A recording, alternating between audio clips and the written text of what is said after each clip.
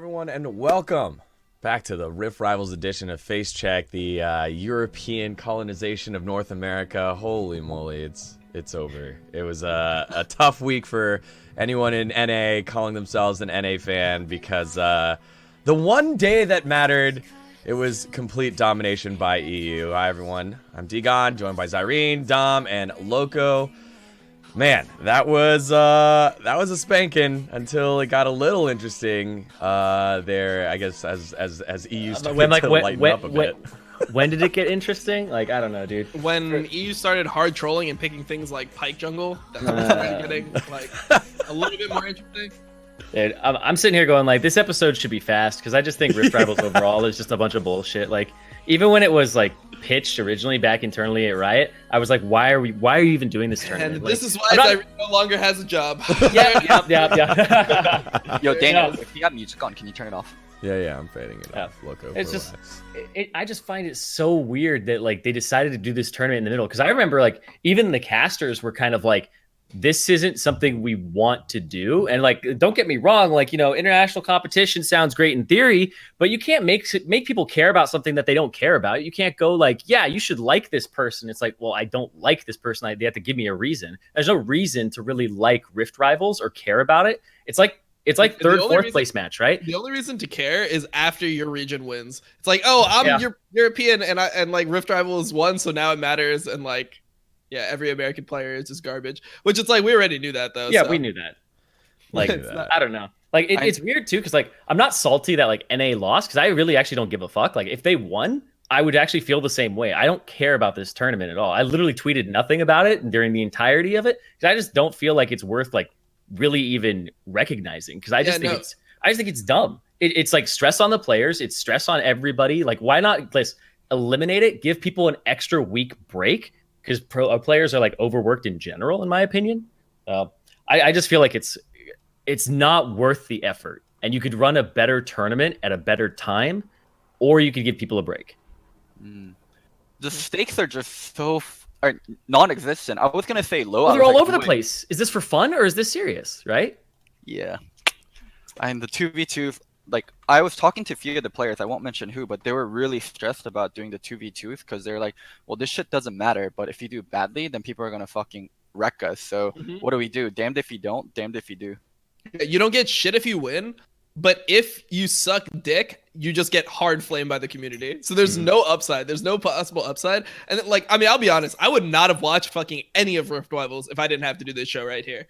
If I didn't have to actually like come on here and talk about that shit, I wouldn't watch one fucking game. That shit, that is all bullshit. Like it was such a terrible, like you don't even come away from it like with a winner. Like who it's like, I guess Europe won, but like, I don't know. I even felt like the first season's format or the first, ever season that they did Rift Rivals, I felt that format was at least better because it's like you get the best European team versus the best NA team. At least you have like two teams playing a best of 3 or like best of 5, whatever it was, and then you kind of get some result. But this is just like, I don't know, it's literally a fucking show match. Yeah, because I remember they didn't like the original one because they were like, well, we should at least have all the teams play on the last day was kind of the mentality. And I'm like, well, if you're doing that, it's a for fun tournament, right? Like if you're gonna have a bracket run of, you know, hey, you are like a gauntlet, right? And you could like reverse sweep or like, what is it, like all kill or something like that.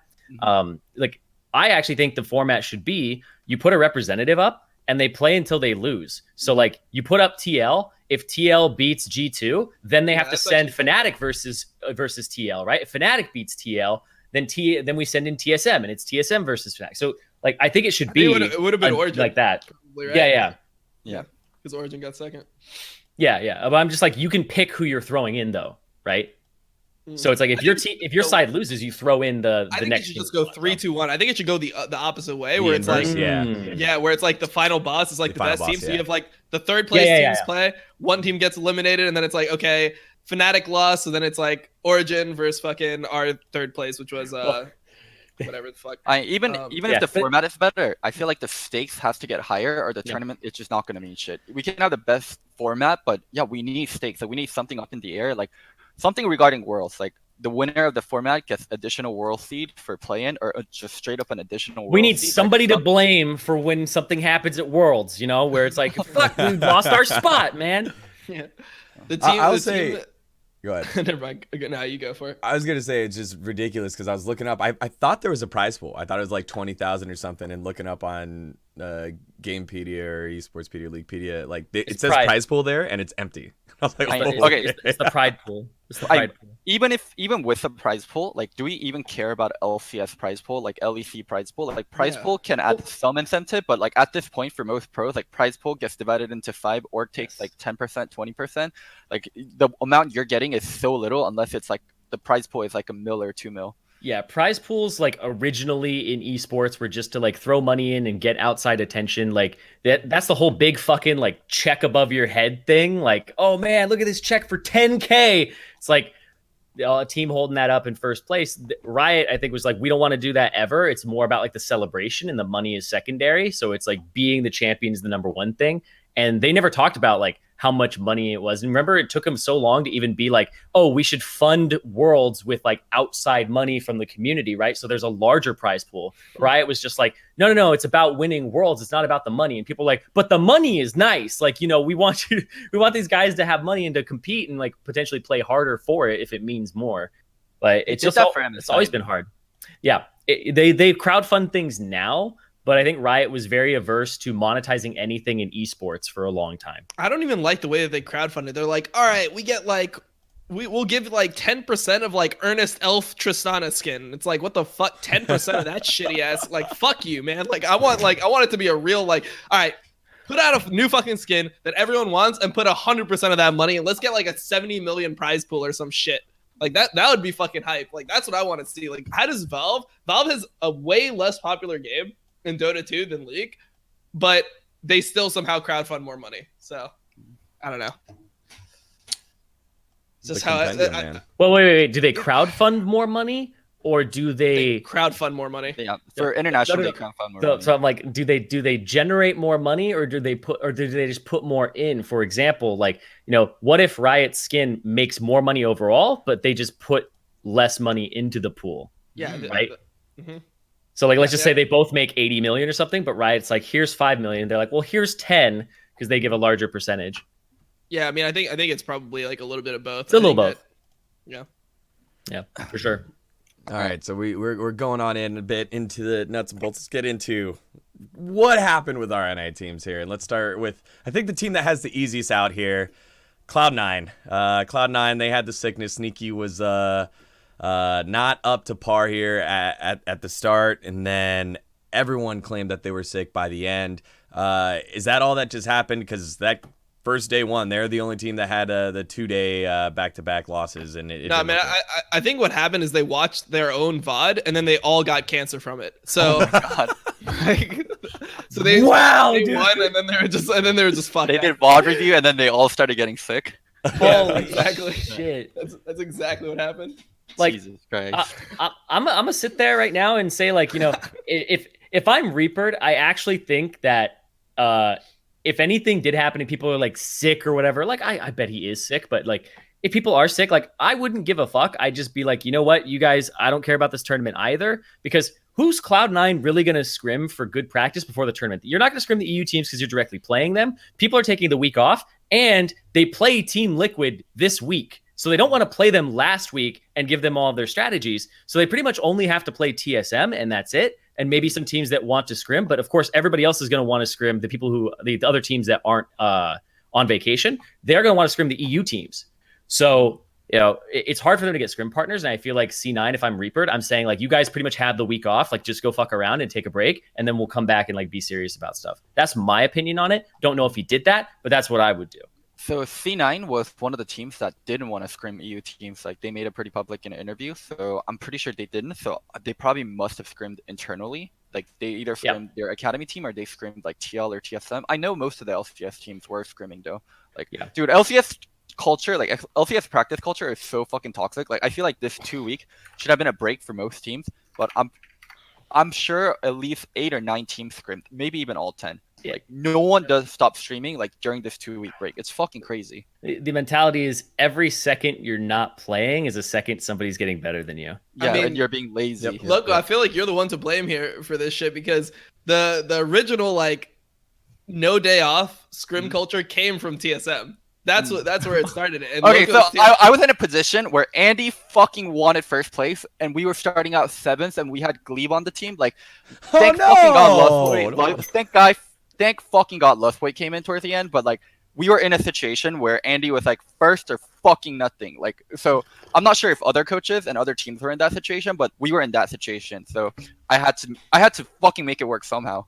Yeah, so that's where it came from. It was TSM. They started scrimming on the off day, and then all the teams were like, "Fuck!" Like TSM won. Well, shit, we gotta take the off day off too. And now it's like, not only are we gonna have no off day, we're gonna triple block every fucking day. Yeah. Oh my and God. we're gonna like scrim before LCS for a couple games against our academy team. Now it's just insane. Like it's not fun. Just for those that don't know what a normal LCS schedule is, you get 3 scrims in the morning, you get 3 scrims in the afternoon, split up by lunch, and then normally you're done. A triple block is when you have 2, maybe 3 after that, starting around 8 until 11, and then the 10, kids go to bed, and then you wake up and do it again at like 9 in the morning. And you have reviews in between and everything. 12-hour, 14-hour, insane like focus, like insane conflict, like insane just like being there. Like I want to fucking die like work hours. Yeah, I like how you were saying like morning as well, because from my experience with teams, it was like whoever's the number 1 team pretty much gets to set the scrim schedule. Like when it was Immortals, it was like you guys, do you want to scrim at like 11 or 10? They're like, we're scrimming at 12. It's like, all right, we're scrimming at 12, and everybody's scrimming at 12 at that point. And so it's like they're up like 2 hours before everybody gets ready at 10, and then you scrim from 12 to 3 for the first block. Then you take an hour break. Then it's another one, and then people started throwing on when Immortals was like fucking dominating the LCS. There's like people are just throwing on like triple blocks, and that's when I first thought it started happening. I mean, people don't understand how much is actually going into it, because like not only is it just like 8 or 9 games, so like you end up doing like 9 hours of actual just scrimming, but it's also like the review in between. Most of these teams have like offices at this point, so you're traveling to the office. Yep. So like I remember like when I was a player in season 5, if we triple blocked, that means that we would leave at 10 a.m. our like apartment complex. We'd have to be like at the scrim review room by 11 to 12, we do scrim review, and then we jump straight into scrims. 12 to 3 scrims, 1 hour to like break. But most of us would eat and play solo queue during like our 1 hour break between 3 and 4. Then 4 to 7 scrim. Then another like food break from 7 to 8 where you're playing another solo queue game, and then you're doing 8 to 10 afterwards, which would be like the whole day. So we would like leave at 10:15 a.m. and we would get back at like 10:15 p.m. and then everyone's solo queuing after that. So. Like your schedule just becomes insane in LCS, and I think that's like kind of what at least for me took the fun out of it. Unless you really enjoy scrimming with your team and like you think your team's getting a lot better and like it feels good, it's really cancel. Like if you're on like an 8th, 9th place team and you're doing fucking 10 hours a day scrimming, just getting shit on all fucking day, ooh, it's tough. Tell me about it. I don't know how it was with like UDominate, but like I think that even when I was observing teams, because I actually people don't know this, but I would go to team houses and like watch scrims. Like Loco, you once allowed me to like come and watch scrims for you guys. You're welcome in my house. Thank you, man. I appreciate that. But I remember there being like a big issue with teams would sometimes cancel, and then it would because they got like a better team to scrim. Like my God. Get a better team to scrim, and then literally everybody is jumbling schedules, and like multiple teams would get fucked by that. But like you still have to like scrim, so you would like find there's scrim mafia. There used to be scrim mafia with like TSM, C9, and TL because Jack, Andy, and Steve are close, so they would get to determine everything, and then Immortals came in, and then they kind of shook things up, but like now it's back to the mafia. No, I mean it was kind of like the way that we at least handled it. I think we handled it pretty well with like double booking and stuff. It's like whoever double booked, they just let the other 2 teams scrim. The 2 teams that they double booked, like those teams scrim, and like the team that fucked up, like you don't scrim. That's very nice. That's not how it works anymore. Well, now it's like that's how it works for us all the time. Like whichever team is the best, they get to choose basically. So after Loco left, because Loco was our ace in the hole to get scrims with the best 10th place team ever, it was very difficult. I would say that Tony drove a lot of it for CLG, but then after that, now he's over at TSM. I can only imagine what that's like. So you'd have to go down to academy teams. And then the academy teams had to go down to like Latin America North. It was. And that's why we're R6, baby. That's where we are now, right? And that's why Rift Rivals went the way it did. let's take it all the way back to C9. So Yeah. for people like that are putting C9 sick in quotation marks, I had plans with C9. Or people on C9 on Sunday. Everyone canceled their plans from C9, and no one came to the Team Liquid party from C9. Like C9 was like legitimately like sick. Like the entire team was legitimately sick. I did not see a single person from C9 at the TL thing. Like so. Damn. You can either choose to believe Loco or choose that they all got canceled from watching the VOD. It's up to you guys. It's up to you guys. That's interesting. Was Reaper there? Reaper. No. I left early that day, but Damn. I was there I did not pretty see until him. pretty like 10:30, 11ish, and none of them were there. That's interesting because me and my friend went out with Reaper, and both of us ended up getting sick last week. So, Damn. Do you feel like patient 0? Do you feel like because they got sick and it seemed like, you know, obviously they knew that we're going to be at a major deficit having Blabber play mid. They did this right? Because if you look at TL and TSM tried to go and win, use both Grig and Acadian, get good scrim practice like I think Loco suggested last week. Hey, you don't troll this. You really try to get some good scrim stage practice. And TL is the one that looks better of the tryhards because they found success. TSM kind of looks a little silly, but Cloud9 can just take a step back and say, yeah, you know, we were sick and, you know, we kind of trolled a bit. And that, do they come off better here than, say, TSM? No, if you lose, like you're just gonna get shit on, and also NA wants to like blame everyone. Like at least, and people are saying like at least TSM participated, like C9 like got, I don't know. It's just a shithole for NA teams. Both TSM and C9. That's the stakes. The hearts of American fans are at stake. That's what's at stake for Rift Rivals. Ah, fuck, dude. How did I consider that? And no one even fucking cares about this dead ass game in NA anymore. There's like 3,000 people that watch the league section in general. So not even like they don't even get anything out of it. It's actually just it's so doomed. All right. Well, let's move on to our next NA team here. It was a one-man show for TSM. Bjergsen, as we have sad Bjergsen in a faded photo here, he needs teammates. What could TSM do here? They tried Grig. They tried Acadian. They weren't really able to find as much success. Pick one. Just pick one and just stick to it.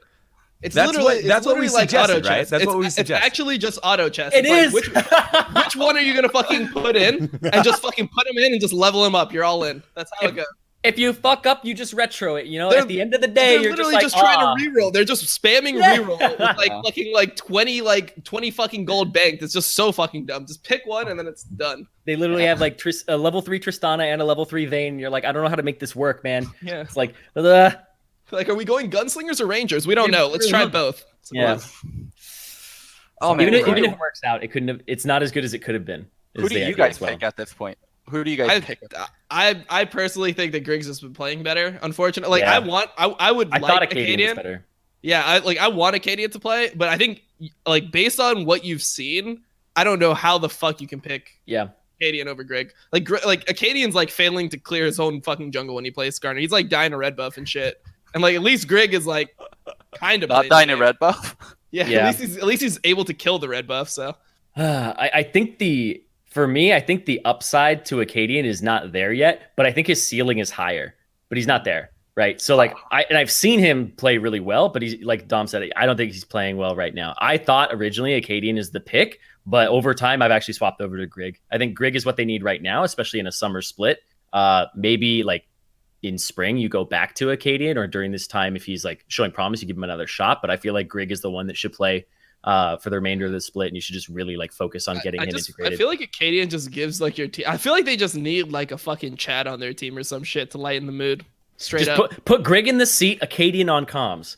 Like so apparently Broken Blade is supposed to be like the comedic relief. Like Broken Blade does a good job of like the team being like in a good mood, if that's what Dom was talking about regarding kind of. Yeah, but I always feel like Acadian's like another type of player that can contribute to that. Like he's just like somebody who's I think would lighten the atmosphere more than like Grig, who's like Grig has been I guess storied to be like one of like the more nervous players. They took him a while to be able to even perform on stage. Like he spent split with TSM Academy. Before that I think he spent like he was like the whole season he was with Echo Fox, and like they tried him on stage and he had some really bad games. So I feel like he's just like the type of player that needed more time to get into it.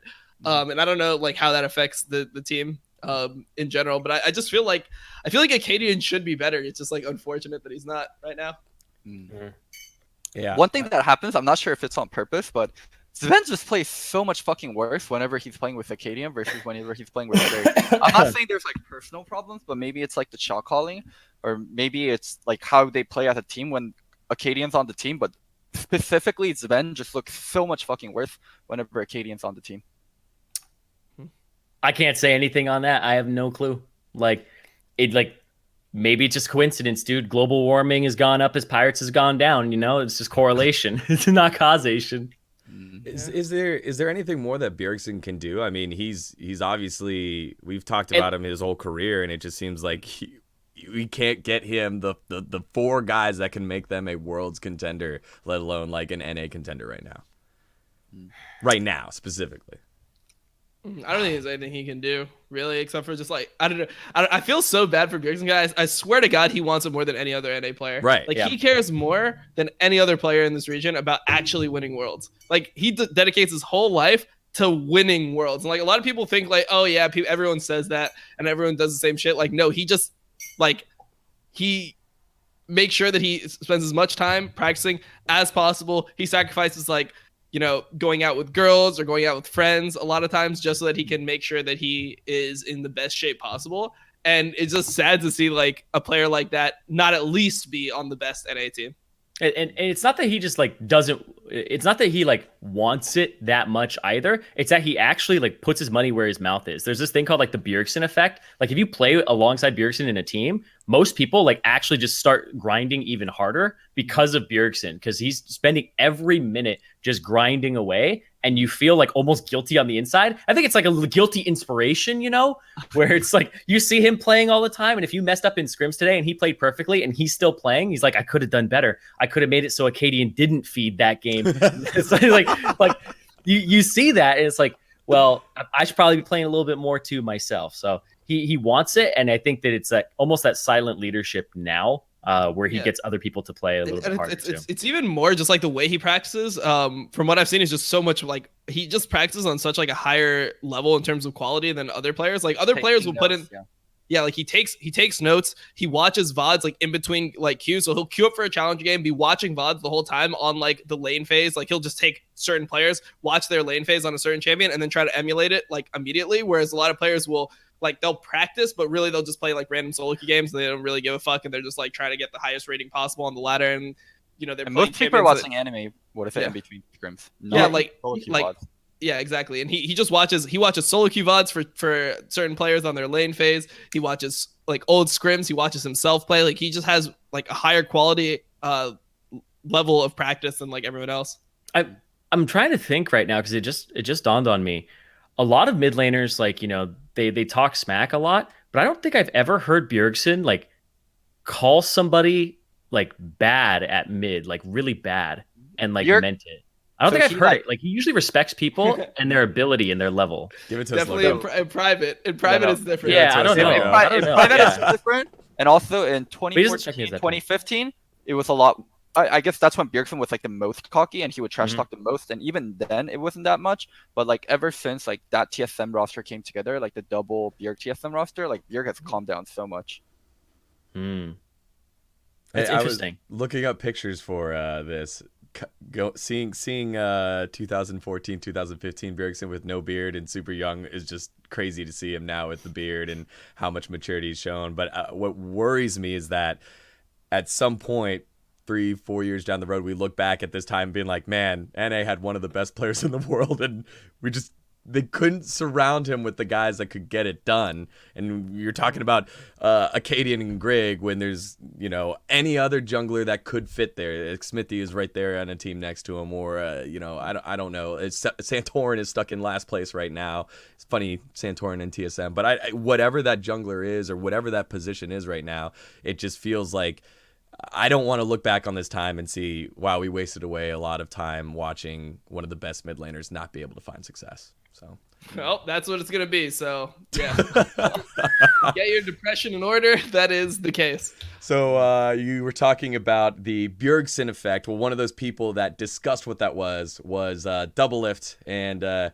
he and Team Liquid were the only team that found success here at Rift Rivals. Had a winning percentage, which is, you know, I think huge because I think TSM only won one game. and Team Liquid won 1, 2, 3, 4, 3 or 4 games. So, not a lot here, but Team Liquid did a lot here, right? 1, they played well. 2, they had their sick Avengers reveal. Doublelift had tweet of the tournament afterwards. Overall, a success for Team Liquid, even though it's not a success for NA.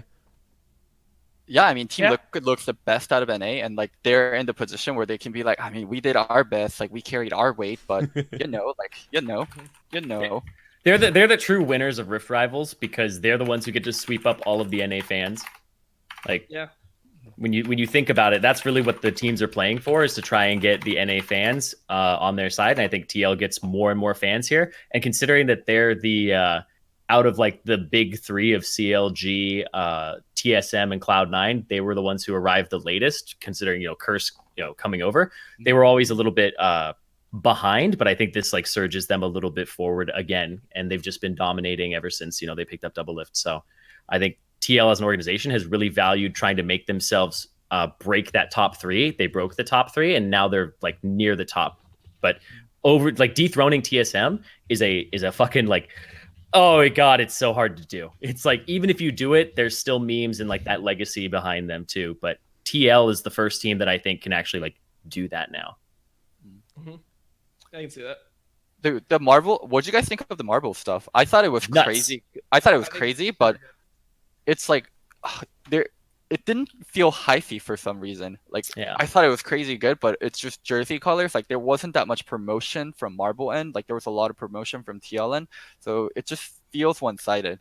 Well, I mean, that's like when that's like when the LCS had the Game of Thrones preview a while ago. It's like, is Game of Thrones gonna run an LCS preview? Fuck no, dude. Like, HBO's not gonna be like, hey, check out LCS. It's like, no, it's like, it's a one-sided promotion for sure. When I go watch Spider-Man, I want to see extras. I want to see Doublelift being an extra on Spider-Man. Like, that's what's gonna get it going for me. It's like that anime that has Hotshot GG in it for a quick second. Oh yeah, you guys ever see that one? The C9 TSM little. The anime. Yeah. I mean it's not a partner. Like, a lot of these things, they say that they're partnerships, but it's just a sponsorship. Like, they straight up give the org the money, and then the org just has to do deliverables and promote the product. So that's just how it is most of the time. Anyway, it's not like these companies actually are trying to make League bigger. Yeah, we're not in the big time yet, where they want to be. They want us to be a part of them. They want to be a part of us. True. I think it goes that way. But I mean, the jerseys were sick, and the fact that there was multiple of them, right? It wasn't just the Captain America ones. They have the Iron Man one. I think they had the Avengers suit one. Overall, really good in terms of pushing themselves out in terms of reputation, merch. I think in terms of play, it was cool to see the resurgence of Impact on carries carry over to the international game here. And because, again, we've seen like, hey, look, they found success because, everyone's playing well, but now Impact has been one to not just play tanks and not lose lane. He's carrying and playing things like Gangplank, as he did in the final game against G2 and took it to Wonder, and finding success there. How much longer, or is it now just a foregone conclusion that Impact is a carry player now and will lead the way because he's able to do it in North America, in the international place, and he can do it in North America as well?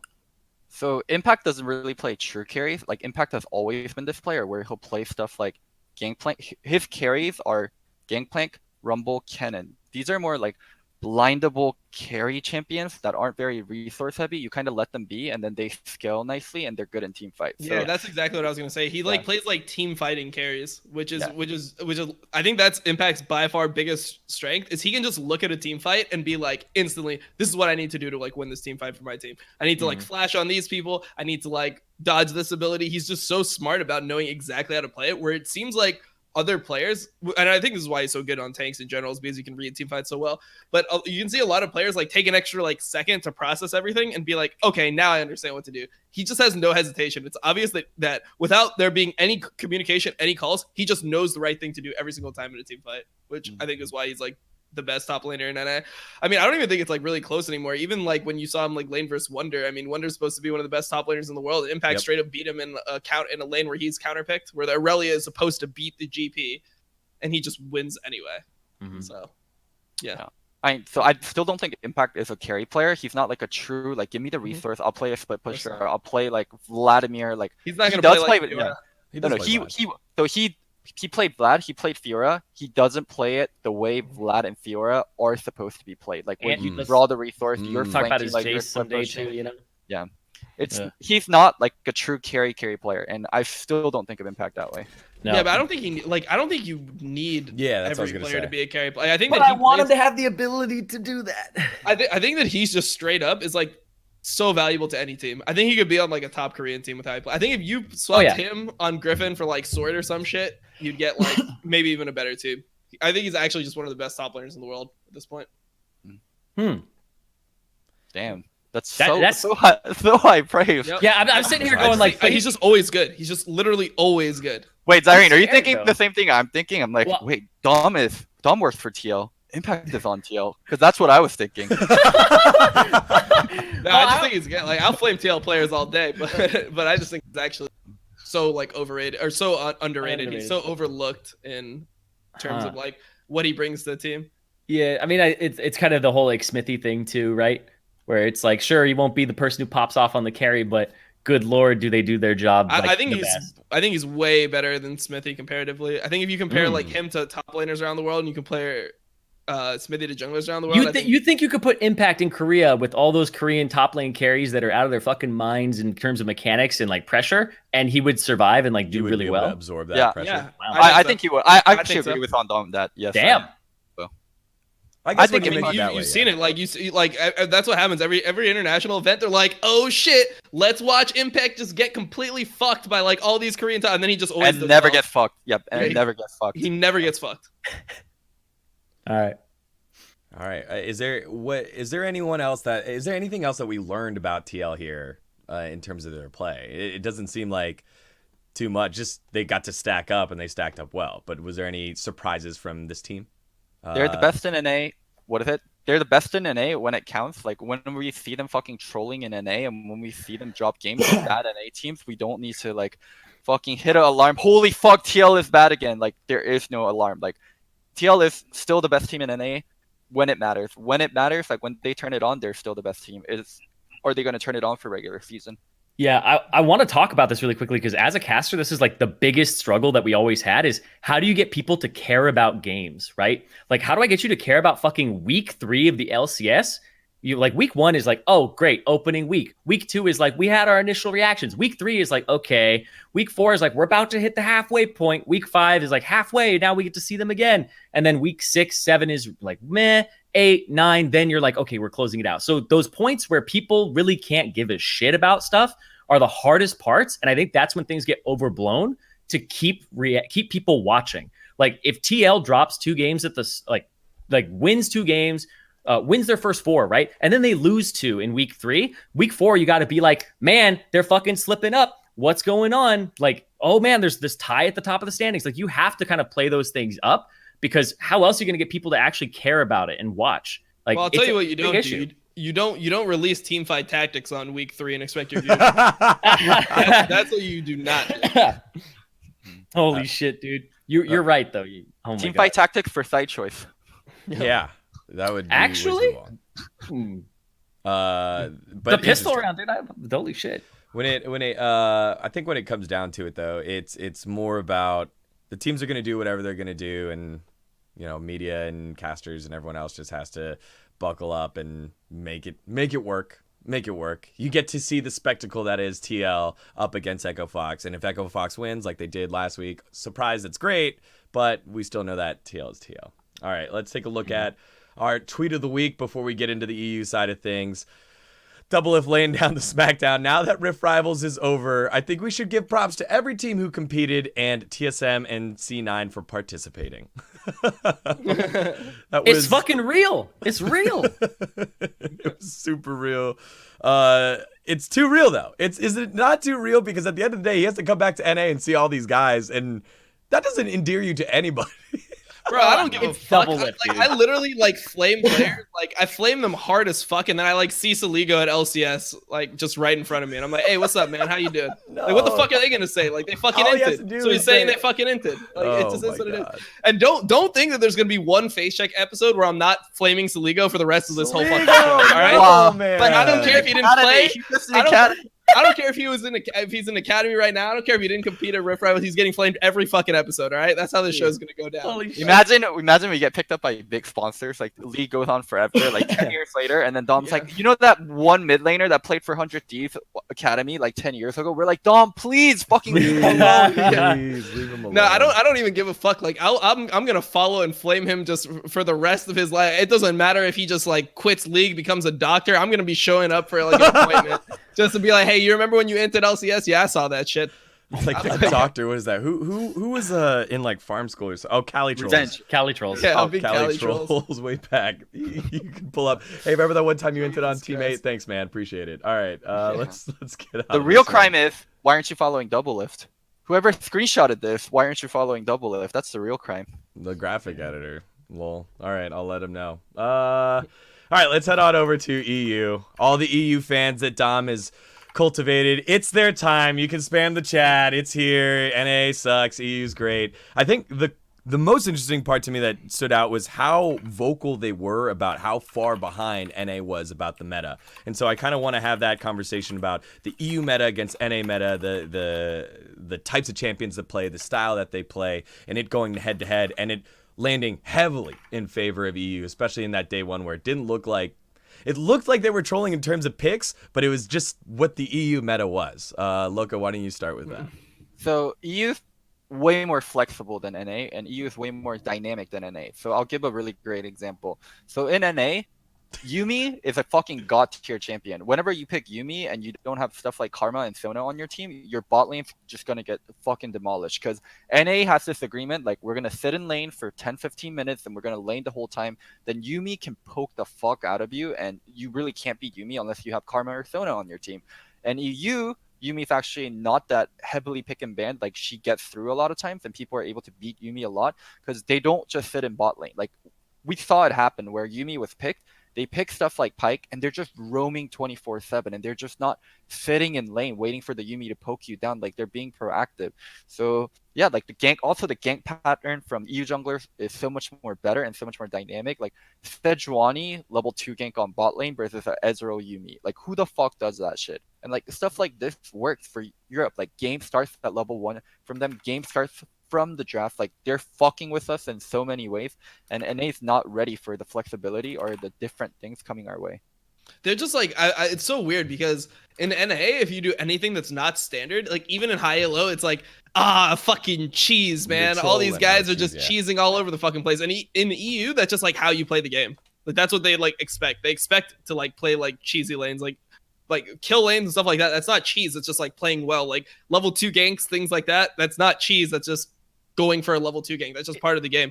So I feel like just this, like, NA has this idea. I feel like NA has always had this idea that there's like a perfect ideal way to play League of Legends, and they're all just aiming for that like perfection. Well, it's because Korea. It's because we looked at Korea for so long, right? Where we were like, oh yeah, they play the game immaculately, macro wise, and EU's kind of like just been like, no, if you aren't using everything that you possibly can to get an advantage, then you aren't trying your hardest.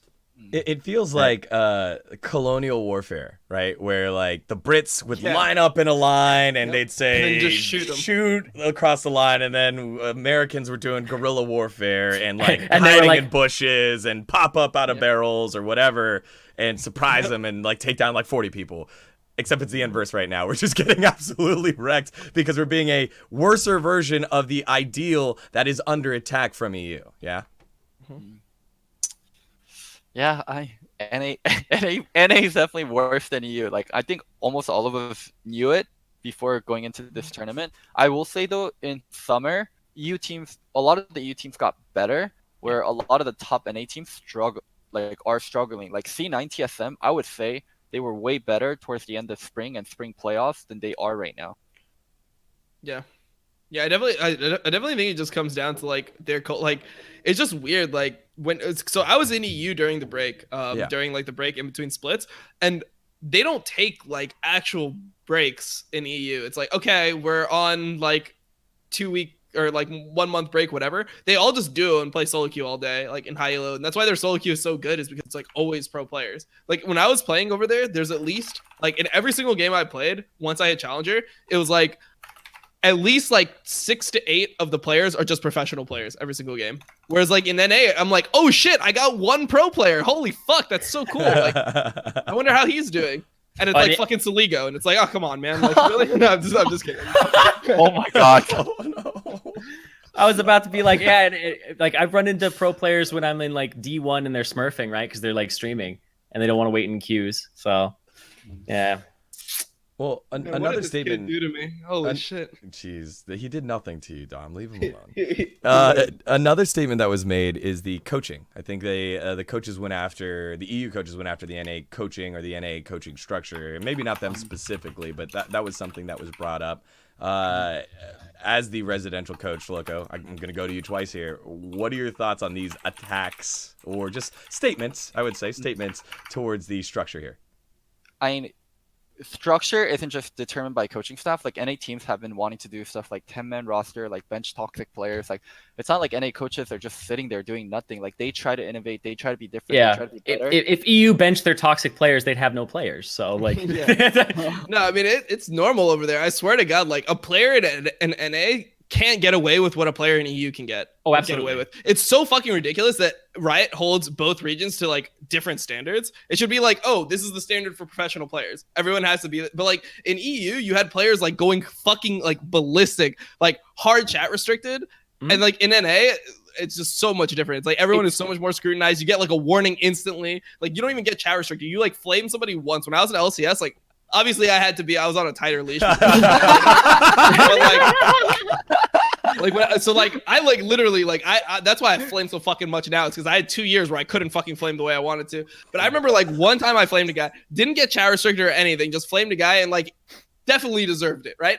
And I immediately got like a warning where it's like, okay, one more and you're fucked. So, Actually, someone in chat said it perfectly. Riot Light set NA up to be this way. I mean, he was trying to do it for all of international, but like Light started in NA and he really preached it in like North America. Like, we're not gonna make better players, like we're gonna make better human beings out of you guys. Like, holy fuck, like yeah, and you're then, just a video game company. Let us fucking play our video game.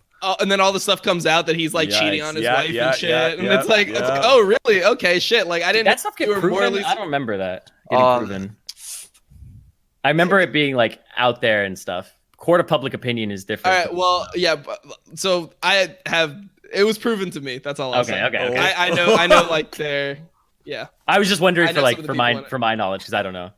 Well, I mean, the thing is that, like, I don't know. I guess it's like a he said, she said type thing, but realistically, like, I don't know. It's pretty fucking murky. It's one of those things where it's like, I don't believe that he was a fucking saint. You know, like I believe that something was fucked up from all the shit I heard. Like he might not be as bad as like they painted him out to be, but he's definitely not like completely innocent. Yeah, somebody said what I had heard, where he took her to court and he won.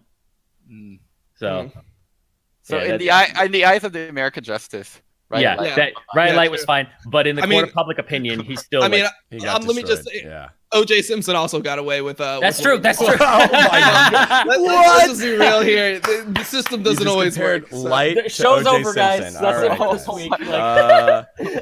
Jeez. I like the fact that when you brought up the coaching ideals come from, or like even this, like you set up NA or Light set up NA to be this way in terms of their player management and player behavior. What set up NA to be following the Korean style, and how did EU break out of that, and what can NA learn from what EU has done? I think it's just fundamentally like EU just always had a different mindset towards like what Korean players was, and we always said like in NA, you know, we're never gonna be the type of team we're never gonna be the type of region where we just copy them and we're gonna suddenly be better. Like it was like we need to innovate, and like we said all that shit, but we didn't believe that shit. We just like said it to like look cool. It's like no, we got to be like real five heads out here. And no one gave a fuck, and everyone just kept on playing normally. EU actually like has that mentality where they always want to try stuff. If you see like the way they adapt to new champions, even in EU, a new champion comes out, even if it's not like that good, people are still just always trying to make it work. They're always trying to find like some type of advantage from draft, some type of advantage from like cheesing like level 1. Like we've seen all types of like crazy shit from like EU over the years, like crazy level 1s where they're like flashing walls and shit just to like get a deep ward or get like an angle on like an engage level 1, like all the types of shit where they just care more about being like developing the new thing and being ahead of other people, where like NA is the type of region where like if something like seems sketchy or we're not sure if it'll work, we just won't do it. We need people to prove it to us first. Yeah. Like we're the type of learner where it's like we watch somebody do it and we're like, okay, they did it first. I'm pretty sure I can do it. Whereas EU is like they theory craft things and they'll look at stuff and they'll be like, I could try that, and they'll try it. So they'll be the first ones to do it, and we have to kind of see somebody do it first and prove it to us, and then we'll be like, oh, that's how it works. Also, NA in general has been trying to be Korea light for so many years, and that's been the correct thing to do. And then now it's not the correct thing to do, and then we're trying to find our own identity, and we're like, well, we were Korea light for the last 5 years. Like, what do we do now? Like, we just kept importing Korean talent over and over again, and then we never developed our own players. I guess we should start on that now since academies here. Like, NA's in a shithole. Like, I think we'll be fine later on. I think we'll learn. I think our academy system will get better. Hopefully our solo queue system will get better, but like we are behind right now, and it's important to recognize that we are behind and actually put work towards like being better and catching up. I agree. I think that the importing of Korean players and Korean coaches definitely did, in general, hamper our growth as a region. Yeah, get them. I saw a little smirk as you looked at Loco. I could hold it in. No, fuck you. The Korean bias is just insane. Whoa. As a Korean coach, I did so much for North American players. Fuck you, Dom. Yeah, look, the best North American jungle talent that's came out in the last 4 years is riding the bench for Optic. Congratulations, dude. You really did a number. Without me, Mira is out there. He doesn't make playoffs. Without me, he doesn't make playoffs. Where's the problem? And Ricky, he doesn't even make LCS anymore. What the fuck? Jesus it just Christ. Seems like it's such a comprehensive regional issue. Like there's like you said, Loco, it's the player development, it's the structure, it's the meta, it's the strategy, it's the solo queue, as you said, Dom. It's the it's the outlook on how everyone plays and practices. It just feels like it's such a big place. Where do you start, Dom? Where do you start fixing this? I don't know. I think the first thing that they need to start on is just like giving a better practice environment to the players that matter. So the players that matter are the LCS players. They are the players that matter the most. It doesn't have to be like the servers have to be in LA, but put them somewhere. Ping again. God damn it. Yeah. No, like ping is. I think ping is actually huge. Like, they need a face check bingo with like Soligo as the free face. No one complains about ping. I mean, I'm telling you, like, I went from 70 ping to 17 ping. 70 ping, it's like hard for me to play like fucking any type of mechanical champion. Like, it just feels inconsistent. Like, you play Lee Sin on 70 ping, it just feels weird. It's like ward jumping feels fucked up for some reason. It feels slow, and it's like it just makes you feel like you're a worse player, and it makes you want to play more standard. And especially when you play on different practice environments where you like, sure, if they want us to be the 70 ping region, give the tournament realm 70 ping, give the fucking LCS 70 ping, just make it all 70 ping, so at least you play in the same fucking thing. But if you're gonna have like a 0 ping fucking tournament, or like a 25 ping tournament realm, a 0 ping fucking professional like match realm, and then you also have like 70 ping solo queues, how the fuck is anyone gonna feel consistent? Yeah, so weird. One of the EU coaches mentioned that there's a combo that Yukduk did on Yasuo where you EQ and then you flash to get the knockup like instantly on someone, and then the coach said Yukduk cannot practice this in North American solo queue. He can practice this in scrims, he can do it in EU solo queue, but never in North American solo queue.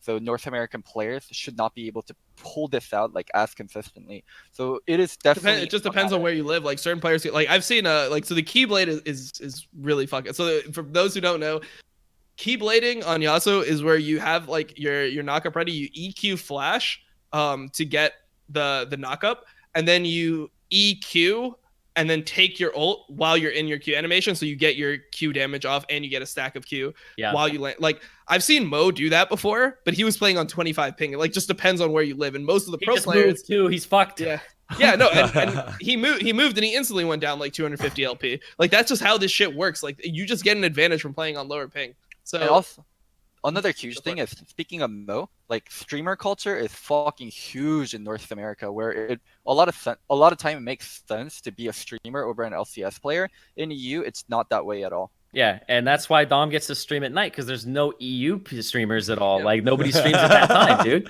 Yep. Exactly. Like no, legitimately though, if like all the EU players had brands and they streamed at regular EU times, like they would be on during that time. But that's why like it's kind of dead in the middle of the night. That would literally be better for me, because then there'd be more people right too. now. Yeah, exactly. And like you can compete against somebody. Like now it's just like it's so sad like the way it is, and you can even tell like. I don't know. You can even tell from culture. I know I was like one of the people that ripped like people playing like TFT and stuff, or like people playing Fortnite last season. I feel like the same thing happens. Like TFT comes out, and I see so many pro players just playing TFT, like in between scrims, like whatever. Like they just play it when they have free time. Whereas like I feel like just EU culture is like, yeah, that new game came out, cool. I'll play it in the off season if it's still around. Or did you get to talk to anyone about that, Loco? Any of the players about TFT? Playing TFT? Yeah. Any players play TFT? No, like, the European European players. I know G2 players play quite a bit. I talked to them a bit about it, but other than G2 players, not really. Okay. Yeah, I feel like that was just a big statement, Dom. I agree, like based off of their culture, yes, but TFT is like a fun game, and it's like the first game Riot's Yeah, put but out. I mean, like when But I feel like that's what you need to have discipline again. Like there was plenty of fucking fun games that came out when I was an LCS player, but it's like you just Go be a pro player for that game. Fuck, like yeah, you just don't play. It's like when PUBG came out and This all is the your pros job, were playing dude. PUBG. I don't know. It's your job. It Don't just play doesn't. games at your job. Yeah, it doesn't like. How many games of TFT you think Bjergsen's played? Probably 10. less than 5. Less than 5. Less than 5 for sure. If he's even played one, so it's just like that's just the difference. Like that is a European player with a European mindset. Gotcha. We talked ping, server infrastructure. We talked streamer culture. Aiden, what is your idea on fixing this NA culture so that we can at least start finding out our identity faster? I think that people need to not be afraid of fucking up. I think the community rips people a fucking new one immediately. If anything goes bad, if a coach doesn't coach the right way, if a team doesn't play the right way, if a team starts losing, because like, is TSM allowed to try anything? Is TL allowed to try anything? Because if they drop in the standings, they're going to get hardcore fucking flamed, and then people are going to say, just stop doing this, stop doing that. Go to what's been working for you, right? You don't have a lot of time to innovate, and when people are always like hounding you for results. So I think that people need to like lighten up a little bit in terms of putting pressure on the teams, because they're obviously putting pressure on themselves. I understand that fans care, but like, fuck, let them do their thing. Let them find their style. Let them try shit out. Like CLG, people are like, they're a fucking dumpster fire, right? Sure, maybe they are, but like they're trying. At least they're trying. Jesus Christ, like let them try what they're going to try and then pass judgment later after a while. So I mean, that'll never happen though. no, it'll never happen. The culture has already been set, and also like our generation is like, I want things now. I want you to be good now. I'm buying TSM stuff now, so be good now. Yeah. All right. Well, I think that's it for how NA can catch up. Anything There's one thing that I wanted to go back on one of the subjects was the EU toxicity versus NA and how there's a double standard or it's different. So to my knowledge, yes, in EU, you are allowed to be more toxic compared to somebody in NA, but that's because it's all percentage based. So the top 10% of flamers in like, the top 10%, I'm saying like the top 10% most toxic people get banned, right? Uh-huh. But that doesn't mean that the top 10% of EU would actually be like what they say is what like only 1% of NA says, right? Or like, if NA, the top 10% here, or like what EU says would get like 50% of NA banned, I guess is what I would say, right? It's like you would be banned in a heartbeat. So we have to be toxic more overall. It just is what it is. Like I when I did a vlog after I came back from EU and explained like the difference, the main difference is that like NA will give up games way quicker. Like we're more willing to just like start soft hitting, start trolling, or like you said some mean shit to me, or like I'm not gonna try anymore, or like we're gonna have a pointless argument for the whole game. Like that's just more NA culture. Where EU, like people will get mad and they'll say like ridiculous shit. They're like, I hope your whole family gets cancer. I hope your like mom gets like killed or some shit. Like they'll say like crazy shit. but then they'll just keep on playing the game normal. And for a player like me, I'd prefer like the like crazy random outbursts, like whatever, like death threats, that type of shit, and then them to continue to play, than for my teammates to just like give up after like one death bottom, or because like the support didn't heal in a fight or some shit like that. Because just like, look, you can fucking mute somebody that's telling you to kill yourself. You can't fucking mute int. So like, what do you do? Yeah. So Mithy says something that was really interesting in an interview I did with him. He said in EU, if he gets the one trick on his team in high elo, he's gonna ban out that one tricks champion because he wants that player to be better. And he says a lot of people in EU will do that, and that's just the norm. So that's why EU doesn't have one tricks. I feel like in NA, if you ban out people with one trick, like people fucking flip their shit over. Yeah, they'll just end the game. They'll just end the game if you do that. I think it's because you survived Breaking Point, Dom. That was that's so toxic, man. That's what, Breaking Point? I wasn't even in there. What the No, fuck? but I mean, you survived the local regime of the Breaking Point stuff. Like that is. You should have seen the season that wasn't documented. That was once Piglet became more tame. Oh Damn. boy! All right, so wait. I guess I want to clarify what I said, because I saw a lot of question marks on what I had said. It's that it's all comparative. EU is overall more toxic, so the top 10% of EU is way worse than the top 10% of NA. The things that you say in NA that get you banned are things that wouldn't get you banned in EU, because it's not part of what the top 10% say, right? It's like stuff that everybody in EU says. So the system is just like, oh, that's not a bad word. That's it's like not what a bad Loco thing. said. We just all have to be more toxic here in NA and grow some thick skin. And if everyone does it, they can't ban all of us. So hey, I've been trying for 9 years, dude. I'm out here doing God's work. And I also believe like the automatic system is I think I talked about this before, where it's player reported. So it correlates reported words, people who get reports to everything they say to words to how much people get banned for them. So for example, if you say GG easy and somebody reports you, it then says, okay, how many people have been reported and they said GG easy? If it's this percentage, that's a bad word. So it'll pick up things that are in different languages too. So like it'll pick up like Shabi, Taonima, stuff like that. So people will type that. Yeah, people type that, and if they get reported, and enough percentage of people who get reported have said that word, the system goes, that's a bad word. And so it learns what bad words are based on the community's report. So everybody's like, bring back the tribunal. It's learning. Yeah, people are like, bring back the tribunal, but actually the tribunal exists right now, because if you report somebody, the system will learn over time that that is bad based on what everyone is saying. The tribunal is actually the Terminator. Skynet will be online in just a bit after it learns. It still exists, basically. So all right, it's all based on how salty a region gets. If you get salty over GG easy here in NA, it becomes a bad word. If you don't in EU, it's not a bad word. Yeah, and if you do, then you're also a fucking pussy. So that's cool. It's like if somebody said bloody here, you wouldn't get reported. But if somebody said bloody in like, you know, in the UK, then they might get reported for that, right?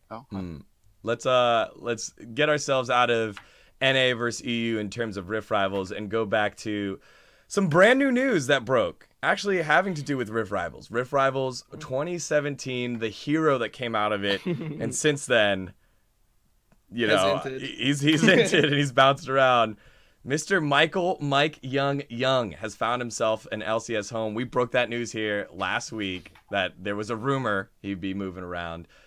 He has now found himself a home with Echo Fox, and that means Sad Boy Rush made his tweet out as well. That Wait, did you see Mike Young's tweet? Did anyone see Mike Young's tweet? Oh my God! So, yes. Daniel, so, go like, put it okay, up. so here's the question. I haven't seen it. I haven't seen it. It's his reply to Rush. Is he actually autistic, or like actually in the literal definition, like does he have no social awareness, or is he just flaming the fuck out of Rush? Like that is what I don't know. Like I think he might actually just be socially retarded, to be honest. I think he's socially retarded because he defended that tweet. Like afterwards, he's like, "No, man. Like me and Rush are chill. Like we've known this news for like a long time. Like don't worry about this." Like Sorry, I took your job, bro. Sorry, I took your job. By the way. But it wasn't like that. It was like it was so fucking weird because he starts the tweet addressing Rush. Like I don't know if you can put it on screen, but like he starts the tweet. Love you, Rush. Sorry I took your job, but I'll stay subscribed on Twitch. You will forever be my favorite. And then he just like randomly like his second line is super nice guy. I hope he gets an opportunity. Like he's addressing the fucking world. It's like I don't see it. What the fuck is this tweet? I'll go get it to you. What the fuck is this tweet? Here, I can. Yeah. Put it Oh, there we go. Oh my God! What? All right. You haven't seen this? No. Still subbed though. Sorry I took your job. I'm getting Oh it up my here in a God. second. There's no way that is not a fucking. Oh my god, I can't imagine. Yeah, and for the record, like you were saying, you were talking about like autism in like the actual literal sense of like, you know, autism spectrum and Asperger's and stuff like that. I meant like actually like because like the odd definition of autism is like the inability to like understand like social interactions stuff, or like yeah. social cues and whatever. Yeah. So like yeah, that's like I can't imagine ever tweeting this and being like, oh, I wonder why people are mad. I just said sorry, I took your job. Like what the fuck? What is this? Oh my Yeah. god. Love you, Rush. Sorry I took a job. I will stay subscribed on Twitch. You're my favorite jungler. Learned about your niddly sin when I was a kid. Super nice guy. I hope he gets a good opportunity. That doesn't sound as. Sorry I took your job is terrible. Everything else is okay. He doesn't realize how it came off, right? Yeah. I think he's like super naive and he's just socially unaware of like how that sounds. That's actually the phrasing that you're going. Like you type that in. You're like, hey Rush, sorry I took your job, and then you Kappa. You're like, yeah, that looks nice. All right, let's if- put a heart there. Okay, let's keep it going. Like, what the fuck? Like, No.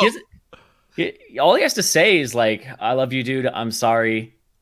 You know, he doesn't have I to love say you. sorry. I You'll took find it. Sorry, You'll find it. sorry Yeah. it went Yeah. down like this or something. Like, sorry, Yeah. I took your job. Took yeah, your job. took your job is bad. Yeah, Oh, you took can your just job is change bad. that phrase, that I mean, tiny part, and you're good. I hope that he knew how it came off, and he's just an absolute Chad. High tempo. Like he's just like High tempo what I tweeter, want. dude. He doesn't have Yeah, anybody high tempo fact check him, nothing.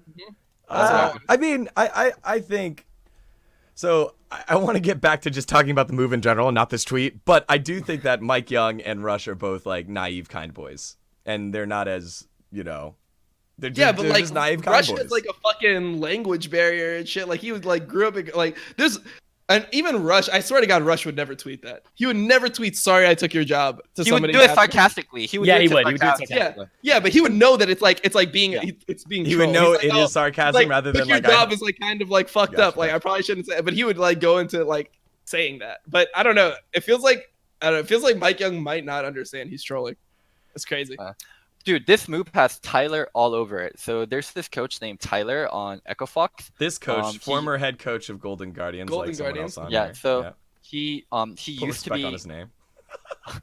sure the so he used to be assistant coach on P1, and he worked with Mike Young, and he had a lot of good things to say about Mike. So for me, this move is all Tyler. So if this move does well, much credit to Tyler. If this move does bad, like I'm not gonna blame him for it, but I would definitely know who it happened because of.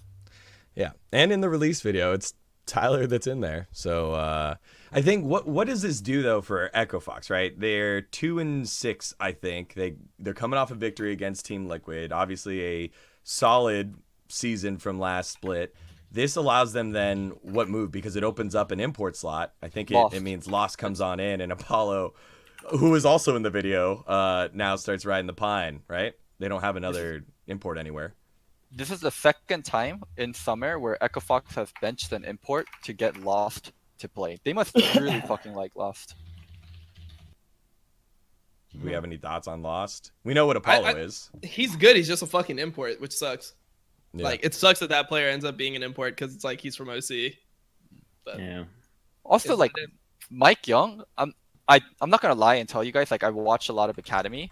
I didn't watch Academy at all, so I don't know how I he's done. watched some Academy and he like was not doing. It wasn't like he was a dominant jungler in Academy Okay, from my because perspective.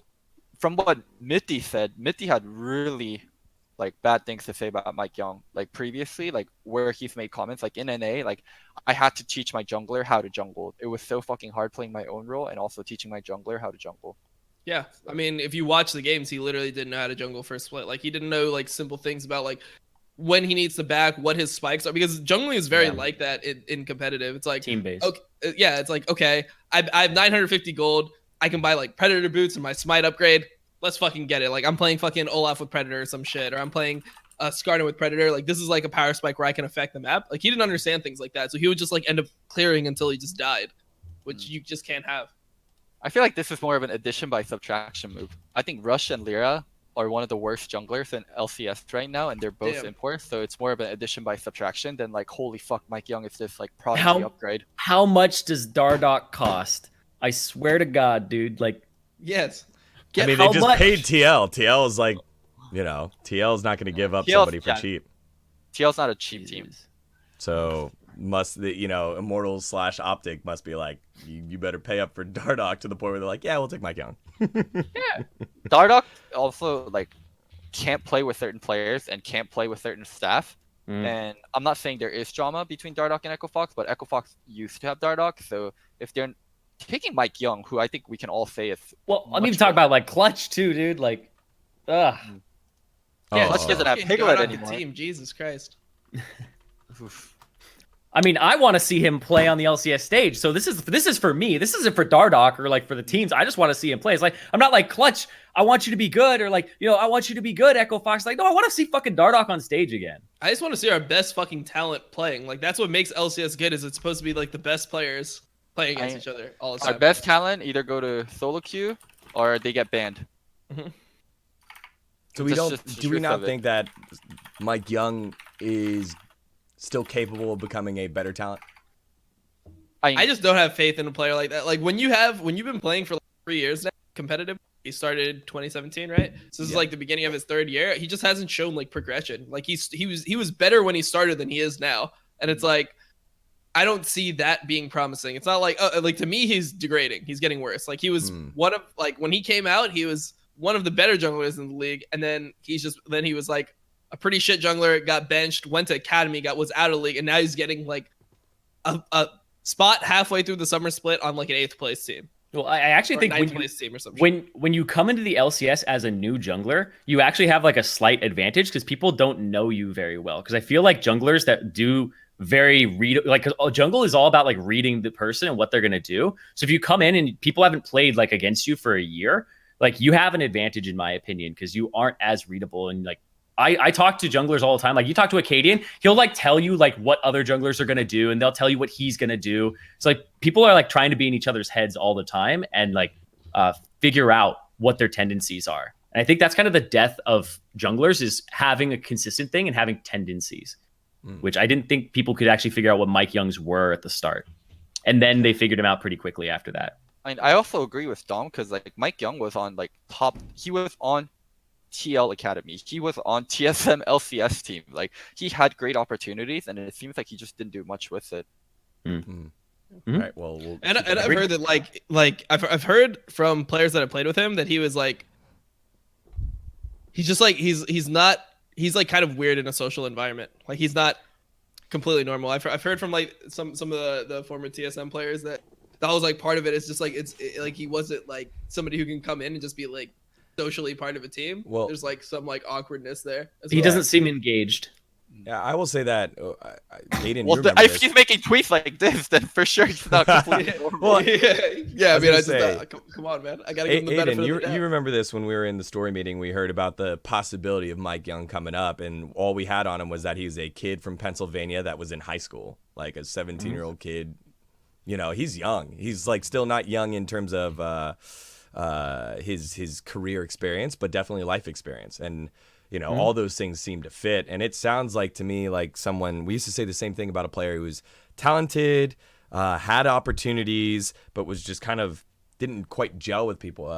Stunt, right? Stunt had opportunities and he had flashes of being good, but the story that went around was that he just didn't quite fully gel with people and fully gel with teams.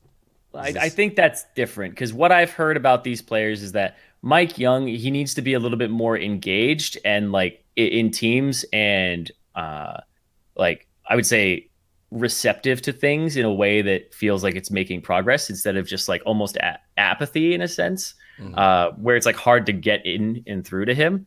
And he's almost like a little robotic in a sense. Whereas I think Stunt is more of, he doesn't read the temperature of a room very well, right?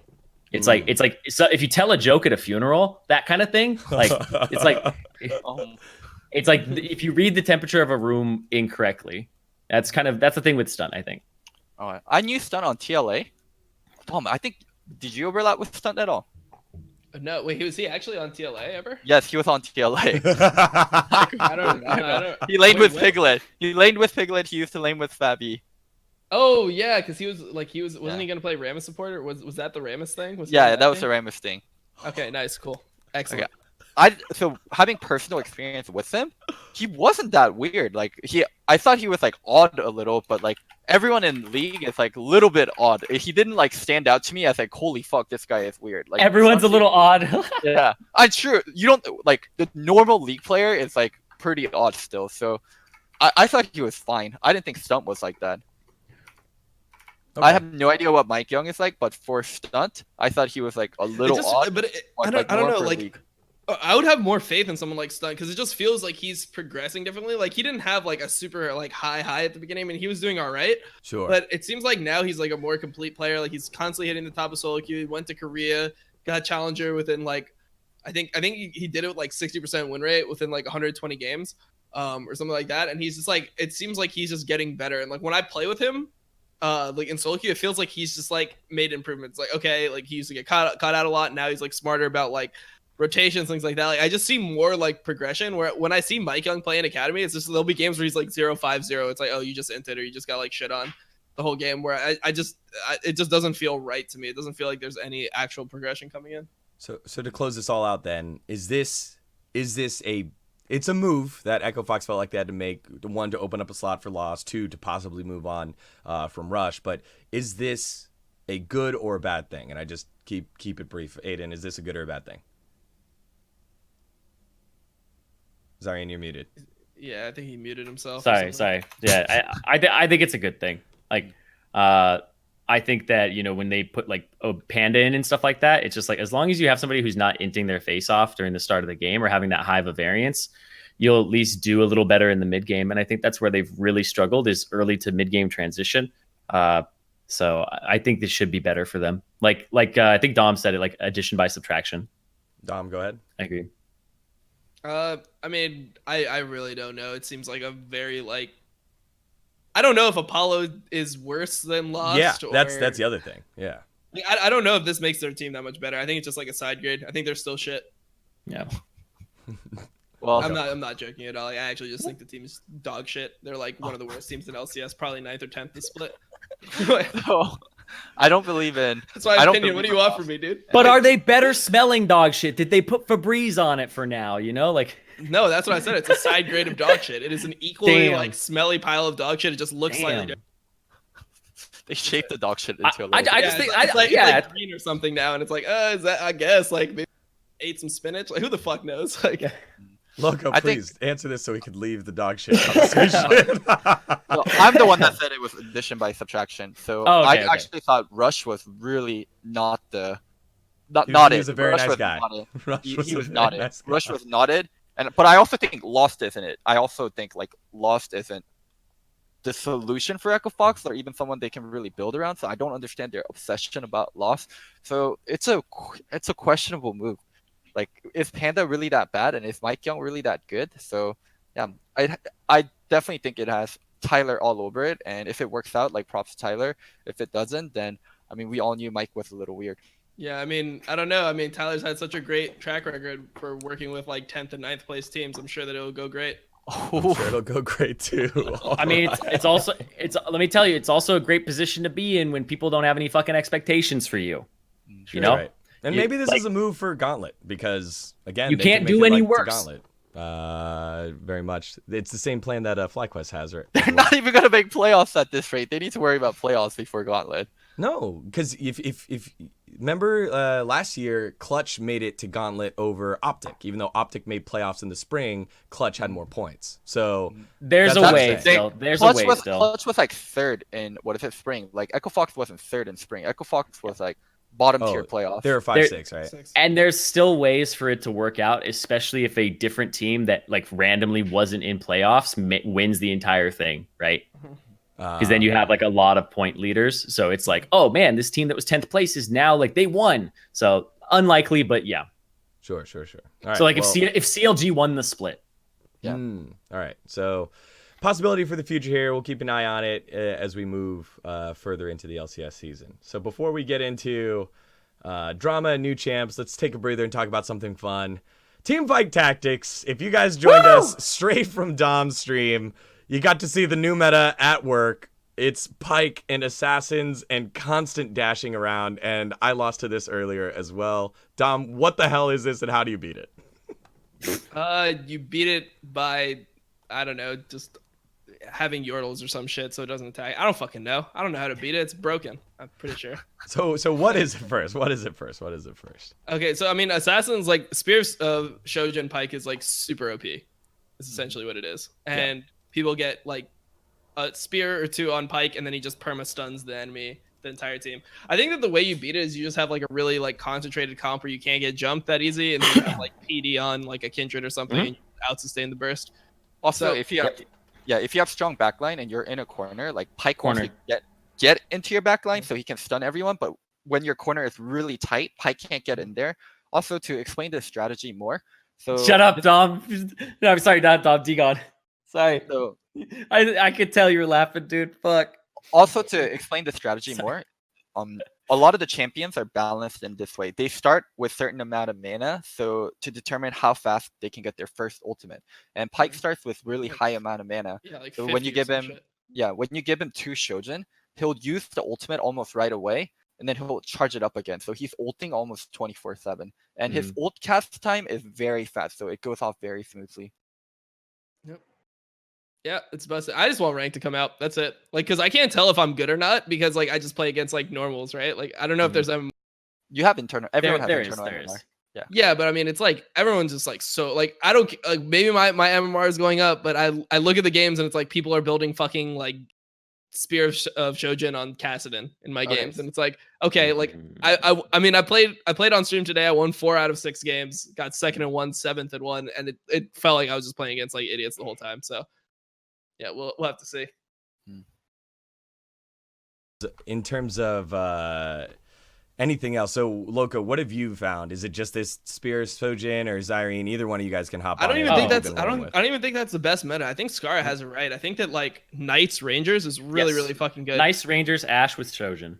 Yeah, I think that that's really fucking good because Rangers are so much easier to assassinate 6 assassins. Like you can get it in a much more stable way too, where you can have like you build your front line and then you start like plugging in Rangers, and you don't need all 4 Rangers, but once you get them, they're good. It feels like assassin, you're just hoping you like land that Akali and shit. You're just like you eventually start rolling. You're like, okay, I need the Akali. I hope I can get like some void with it. Like once you complete the assassin comp, it feels great, but like getting to it, I feel like it's so much harder than than a knight comp, like knight ranger comp, where you can just get like Darius, Garen, and just throw it in there, and then eventually just like then you have frontline, backline. It's just much more like simple and easy, I think. Yeah, it's consistency. And like in Dota auto chess, there's like, nobles are like goblins, hard to assemble, and it's like late game. And then also there's like getting dragon knights. I feel like that's kind of closer to almost like assassins, where it's not as consistent, right?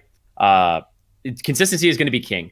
You want to lower the RNG that you have. Like that's the whole idea. Is people are like, it's RNG. It's like, yeah, there's RNG in it, but you can control and manipulate the RNG into your like favor. Poker. Yeah. It's just when you watch like good players play, they just win way too much. So Like, watch you players watch- like Dog and Hafu. I Yes. think are the best too. Like watch them play. Like Scar is the most informative, but if you just want to go purely by who you think is the best, I would say it's either Dog or Hafu. Yeah, Hafu right now says Dog is slightly better than her, but like they're both fucking insane. Right now. God, dude, you guys see that whole thing where it was like the list where Hafu was number 1 on MMR?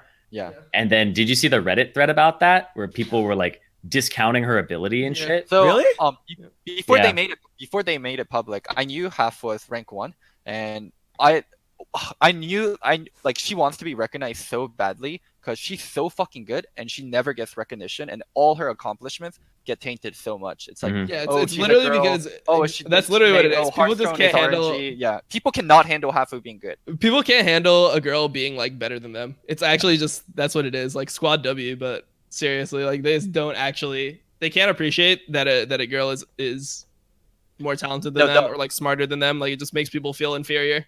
Yeah. I think Is that the what it biggest thing is like nerds always believed like if I wasn't into gaming, if I was a normal person, then girls would like me. Or if girls were into gaming, like they would like me. And then the fact is, no, they don't like you, not because you're a nerd. They don't like you because you have a shitty personality. Because And you're so, like, fucking incel. That's yeah, why. because so, like when women are in gaming, like it's fucking damaging to their ego and it's damaging to their belief like that. Girls don't like me because I'm a gamer, where that's nowhere from the truth. Well, also it's also the idea of like if I wasn't a girl, people wouldn't watch me, right? kind of thing. Is I know a lot of streamers think that, and like that's something where people will be like, well, people wouldn't watch Hafu if it wasn't a girl, right? Like. What? She's literally the highest rated player. Literally the highest rated player. Exactly. And that's the point, is that it's actually discrimination, right? They're discriminating against her for being a woman in the gaming scene. And that's why I think it's so fucked up about it. Like, if she was a guy, it would be completely different. And that's why I think it's fucked up, is you should just treat her exactly the same way and recognize her ability, because she's been good at so many fucking games, too. She's been good at WoW, Hearthstone, like, Jesus Christ. How many people have been fucking Diamond 1 in League? How many people have been fucking Diamond 1 in League? Like, how many Twitch viewers have been Diamond 1 in League? It's like 1% of the population. In my chat, all of them, apparently. Actually, most of my chat has been Challenger, because I can tell by how they criticize my gameplay. Oh, yeah, for sure. They know what's going on. But hopefully rank comes out and this conversation doesn't have to be had over and over again. Hafu can get the... well, I mean, it's just like, it's weird that people just say that, like, oh, she's only good at... Bloodline Champions is like 0 RNG. RNG, yeah. Yeah, like Bloodline Champions was 0 RNG, and then you have like WoW Arena, which was 0 RNG. Then she like got high rated playing League. I don't know. I mean, some people just don't like I don't know. I kind of like, I know this is weird for me, because I know the same type of mentality, because in my family, like my mom worked and my dad didn't, and my mom was like a lawyer, and she was like one of the top rated lawyers in the United States. She like would just always win awards and stuff, and people would just like hate her for it, because they wouldn't want a woman to be like succeeding in their area more than them. So I've kind of like grown up with this shit my whole life. It's just kind of like how it is. Dom respecting women, yeah, that's what's up.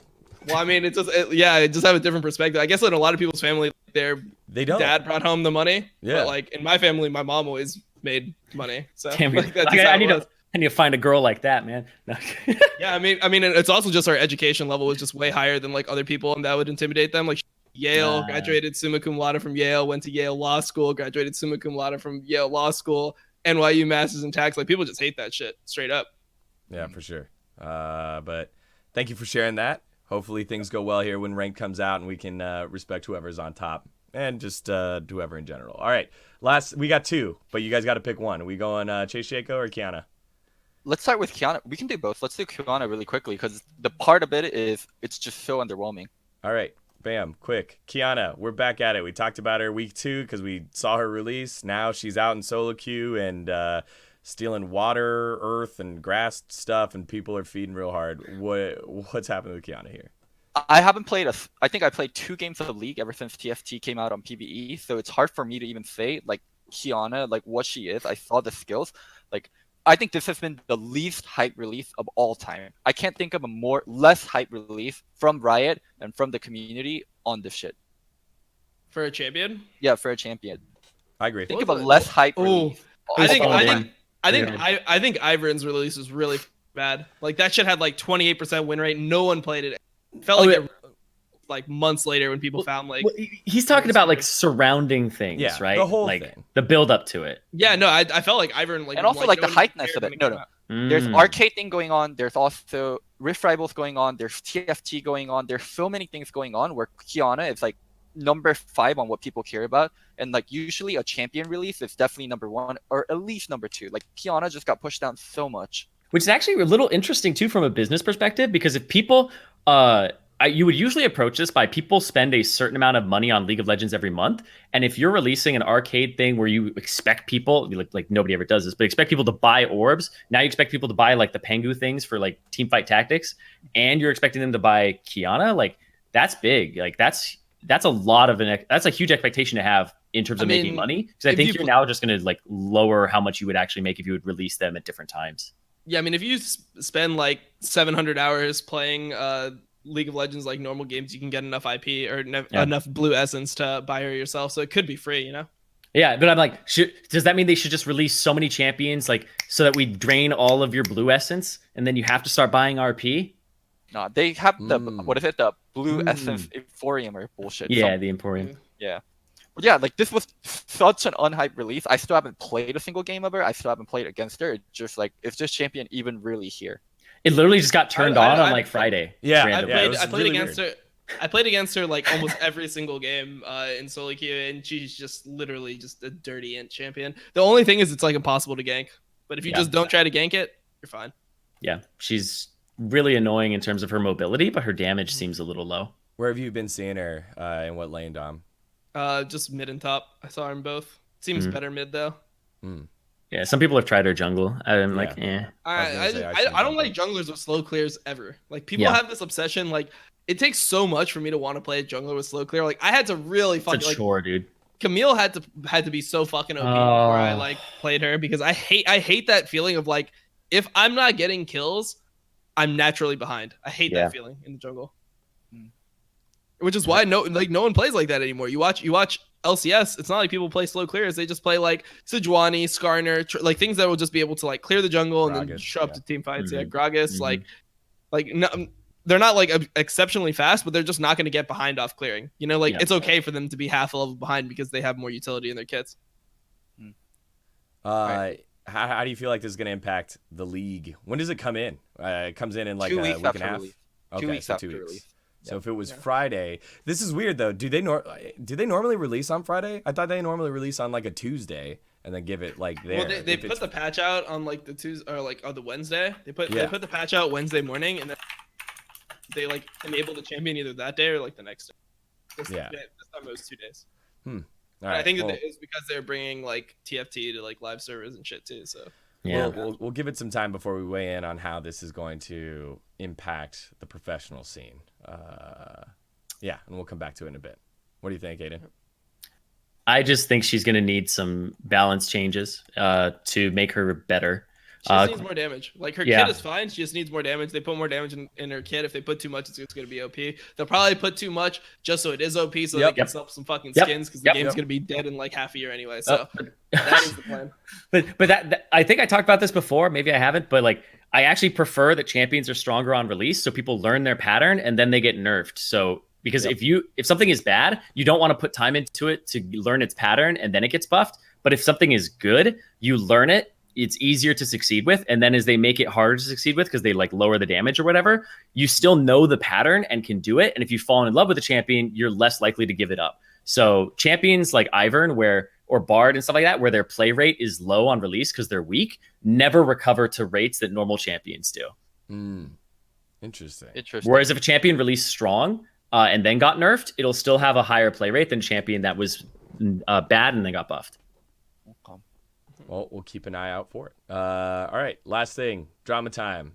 ChaseShaco and some more win trading stuff. Dom, I see you smirk. You can lead into this.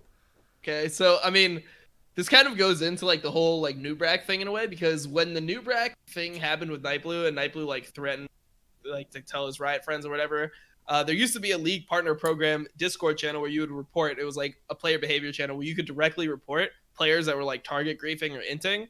So that like streamers would just not get inted as much. It was something new this season. And because of like Nightblue saying whatever, like the way that he flexed it or whatever, they took it away from all partners. And a couple days after they took it away from all partners, ChaseShaco was getting win traded on stream. He mentioned that he was getting win traded on stream and instantly got fucking DDoSed by the people that were win trading his game. And obviously, like now we have no connection. There's no way to like report it, and it's just like, is this just okay? Like, what is the deal with like, I don't, like why should this be part of the game? What can league partners do to prevent this? Because not only is it just a horrible experience to play, like it kills his income because like anytime your stream goes down, you lose like half your viewership, whatever. Like it's just such like a shitty situation. So what exactly like are us partners supposed to do? Like what is the deal with like DDoSing, win trading? Like how much does Riot care about player behavior? Are they just kind of like giving up on that side of things? Like what is exactly happening? Why does he look like Acadian? Do all junglers just look like this? I mean, he's a Shaco player, so he's a Chad. Have you never seen Chase? No, I've never met him. Oh shit, dude. Yeah. If he's just Acadian Junior. No, no, dude. No, he's like a tumble. He's Gymnastics. He's like a gymnast. He does cheerleading. The floor. Yeah. When he pops off, he like fucking pushes his chair back and he does a flip in place. Like what? He does flips for subs. Yeah. And shit. Yeah. Wow. Okay. It's nuts. That's dangerous. Aiden, how do you feel about this? Like what can they do if they've already shut down this thing? And you know, from the Riot introspective side, what is this a priority? Can they make this a priority? Do you think there's an easy fix? Because I just think I just think it's stupid to take away creators' ability to report people and have priority. I think it should be a perk of being somebody who gives to the game and chooses to play the game, and like keep your audience there, because you could always take your audience to a different game. Maybe it'll die, but like, you know, that's what people are always worried about is what if Dom becomes a Fortnite streamer, right? What if like everybody becomes a Fortnite streamer because they just don't enjoy playing the game because inters. Also, you reach like thousands of people watching your stream, and if somebody new comes in and they see like this guy looks upset because this inting is happening, like they don't want to play that game. So I feel like it's in their best interest to set up a channel where there actually is like you content creators get to have some type of, you know, perk. I think it's not a bad thing. I mean, I just don't know how this wasn't a bigger story. Like, it just doesn't make sense to me that it was such a small story. Like, it wasn't on Reddit. Like, people didn't give a fuck. It's like, the fuck? You have a streamer that averages like 1 to 1.5k viewers. Like, point out win trading. Obvious win trading is happening in a game, and then they're DDoSing on top of it, and no one gives a fuck. Like, no one cared at all about this shit, which is so weird. Why did no one care? What the fuck? I didn't hear. I guess. That's the reason why I put this as the last topic on this show. Is I was like, yo, let's fucking talk about this because no one else is. Why is no one talking about this? If you're gonna get targeted in a much higher way, then the security around you has to be higher, and like the benefits for you have to be higher. So, oh my god, Mike Nightblue fucking shit up for all streamers again and all LPP play.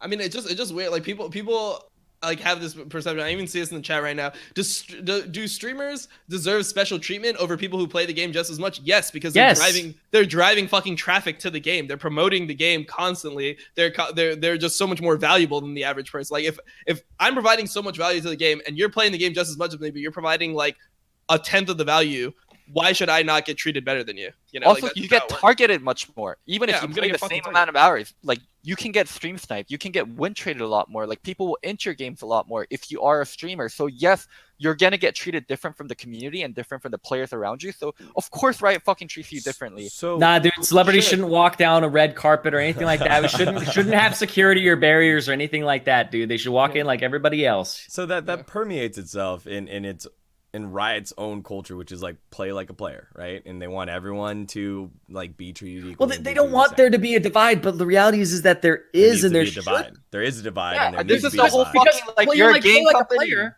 a game company. Like, don't fucking do this like better human shit again. Like, don't fucking try to change the world. Like, be a game company, please. Yeah, just make a video game, make the game better. How about you instead of spending time trying to fucking police the world relations, just fucking make your client not a piece of dog shit and make your solo queue playable in season 9. That's all I want. Like, that's it. And like the whole play like a player thing where it's like, oh, nobody should get special treatment and everybody's equal. Like, I understand, dude, communism is like a thing and shit, but like literally there are differences.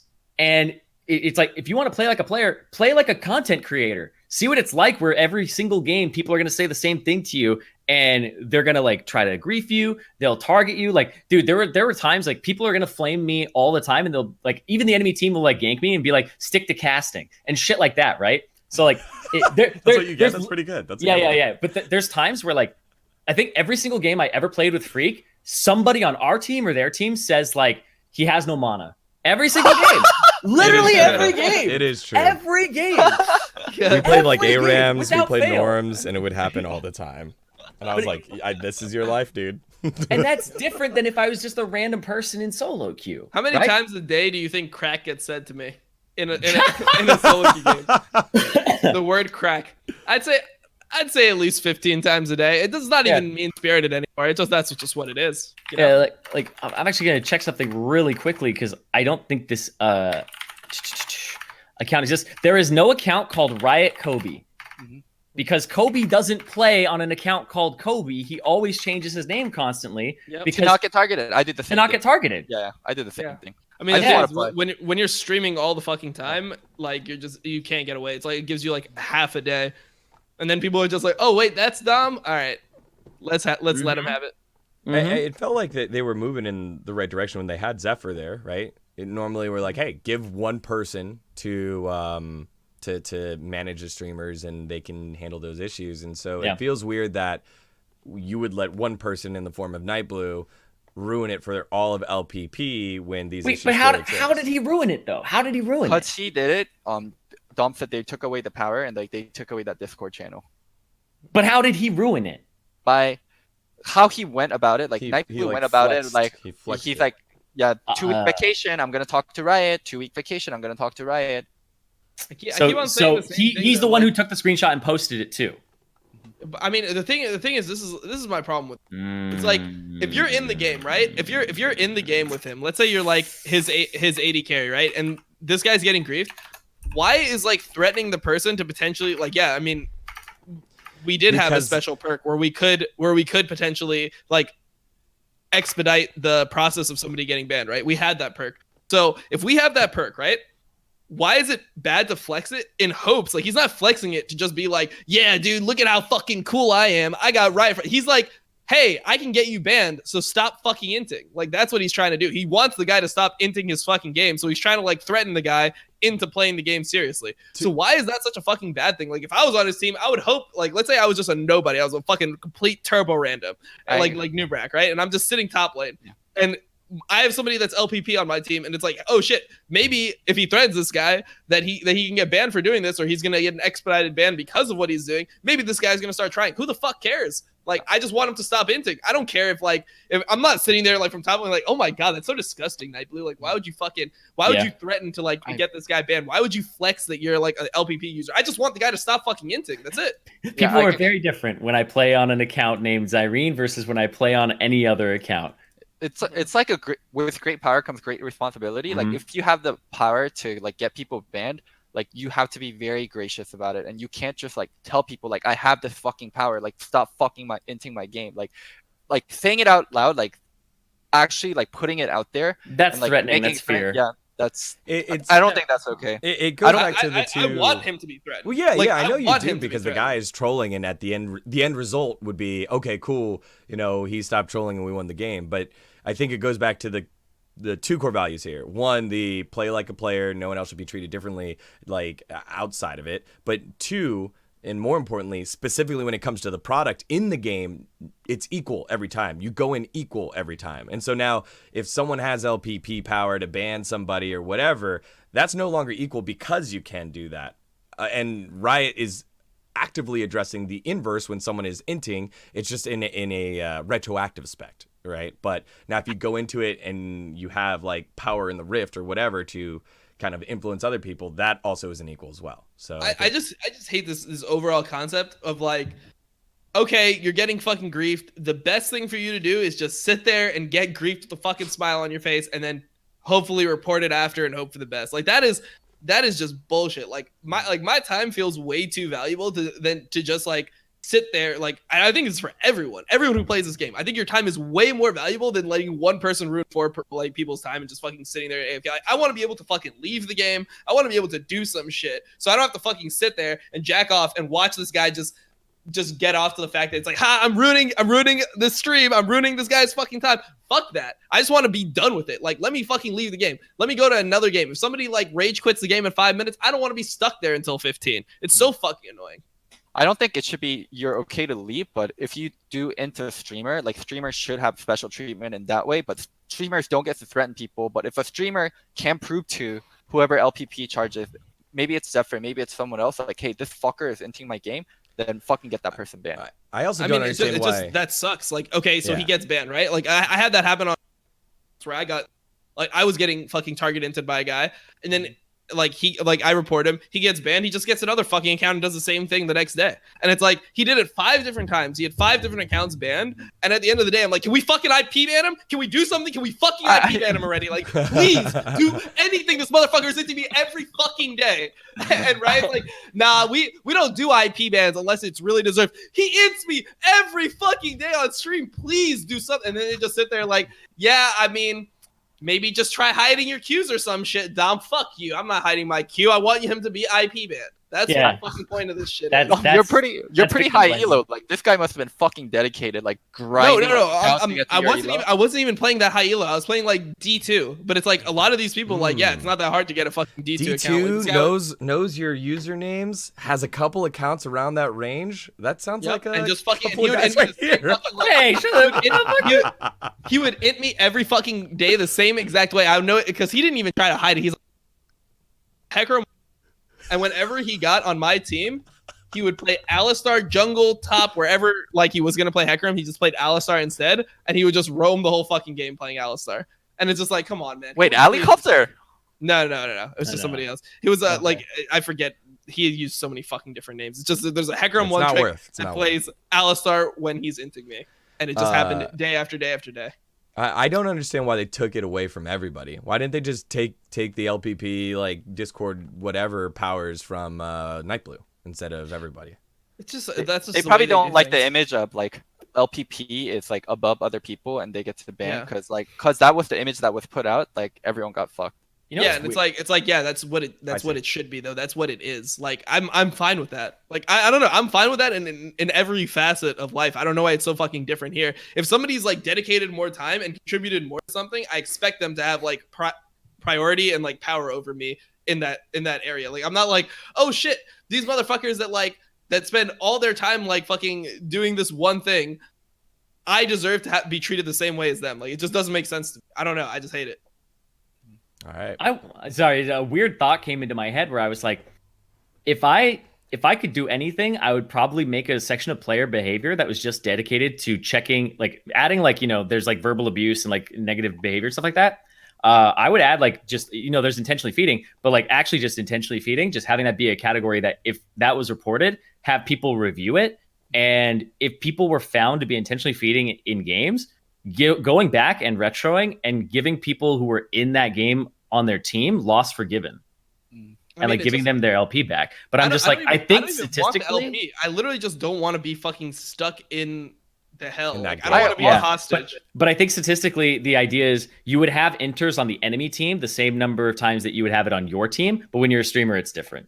Yeah, it's just way more. No, it would be.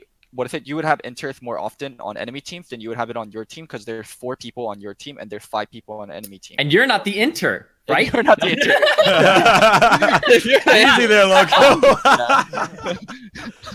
All right, boys. But okay, for the inting thing, I just think inting, like if you are inting, then that account should be banned. Like raging, right? It's like you lead up to it. Like you get more upset, you get more upset, and then you're like, oh, I want to fucking raise.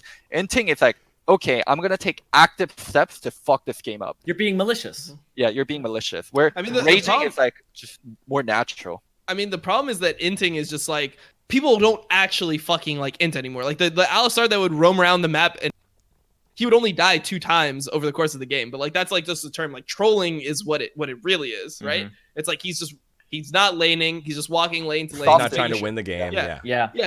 He's soft inting. Like obviously every player that hits like fucking Diamond 2 ELO knows that if you're a top lane Alistar and you like never go to top lane the entire game, like that's probably going to be bad. Like you probably need to like be getting all 3 lanes of experience in League of Legends to be like having a functioning strategy. But they just don't int hard enough for it to be auto detected by Riot. And now that we have no way to report it, it's like, excellent, dude. Let's see if the system actually fucking works. Oh, guess what? Newsflash, it doesn't fucking work. It doesn't work fast enough, at least. So, I don't know. There needs to be, like, a different thing. And I just wanted to bring up this topic so at least we can have this discussion. It's like, hey, man, pretty fucking crazy that streamers are just, like, getting openly win traded and DDoS with 0, like, repercussions. They need protection. Kind of crazy. You need to look out for them. That's the idea, is if they're giving something to you by playing your game, you need to give something to them. Right? It's the whole idea of like, why doesn't everybody get skin codes to give out to their community? Maybe it's their family or some shit. It's like, obviously you have to give them special treatment. And I think this is something where the content creators deserve special treatment in this regard. If Nightblue flexes it, okay, is the community really that outraged over it? If they are, I don't really give a fuck. Like, I don't think it's a bad thing. If somebody complains about having a, oh no, these guys have special treatment, well, then it's like you can maybe earn that yourself too if you become a league content creator, if you really want that. I just think that it's so... People that do more for the game get more out of the game. They should get more. Whoa, what the fuck? Yeah. I feel like they're on the right path. And they'll get it right here soon. Having Zephyr there. Really? I don't feel like they're on the right path at all. There was an LPP before, Dom. Like at least you can't argue they're on the wrong years. path. I think they're going on the wrong path now. Like I think that they were like going on the right path with LPP being created, and then just like having these channels, and then now since they're taking it away, I think that's just the wrong path. They're just going less and less and less until there's no point in being fucking LPP anymore. I mean, there's a bunch of LPP people that are just talking about like is it even worth it to be an LPP anymore? Wow. Yeah. Damn, Like, I had to pick. I was in a position where I had to pick between LPP and media, and I was like, damn, I love being an LPP. I was like, holy fuck, like, it sucks that I have to pick. Why did between you love the two. being LPP? I like being officially endorsed. I like the streamer codes. I like playing in Twitch rivals. I like talking with other streamers. Like, yeah, those are the reasons I like the LPP. Yeah, I mean the thing is like you can do a lot of like I guess the real thing is just like Twitch rivals and skin codes. Like everything else you can do without the LPP tag. So, But it was like a community. Like LPP made it like so streamers had like a community, and like people, I'm not sure how active you were on the Discord, but there were a I lot was of people decently that active. were. I mean, like, I'll be active honest, on the dude. I didn't Discord. even know like half the people that are LPP. Like I don't even know who half these fuckers are. Like just like random people. It's like oh you have like 20,000 subscribers on you. Like I think that LPP is way more exclusive than it was. I think it should have been like mainly like 500 plus viewer streamers and like it should, That's a good cutoff. yeah, I'm all for I think that. it's a great cutoff. I think it's like a thing where it's like, okay, you have to be somebody in the community and then you get like special treatment. Like it should have been more exclusive and then more special, in my opinion. But obviously that's coming from somebody who like would have probably made whatever cutoff they. I mean, it's cut off now, but yeah, it's a lot. But I mean, of I people. just like there's so many people that are just like, have you put into like when I look at like one of those like Wasted lol. oh like yeah what just one of those like random people like I don't know some guy like Forgotten Project or Project Forgot, he's like a Fiora player and he has like 10,000 subscribers on YouTube and it's like, have you put into this game what I have? Like are we even close to what we put into this game? Like should we be treated the same? Like that's like where I've kind of feel like it's murky. Okay, that's where I'm different. Where I'm like, if you contribute enough and League is that big enough of your life, like you are still grinding. I don't think like small creators should get fucked. I'm different on that. As a small creator and as someone that supports small creator, I think like long as like you are contributing enough, like sure there is a number. Sure, maybe if you're averaging below 100 viewers, like if you're not like No, actually there's plenty of people that are averaging below 100 viewers that are LPP. That's like Really? what's weird. Yeah. Huh. Yeah. Okay, that's new. That's news to me. I thought like everyone in LPP would at least average 100. Nope. You get people that average like 40, like 20, like a bunch of these people I've never heard. I feel like I'm like pretty up in the League scene. Like I like know most of the people, and then like when I went into LPP, I'm just like, who are these people? All right, Damn. LPP streamers, get on Dom's level. Like, what are you doing?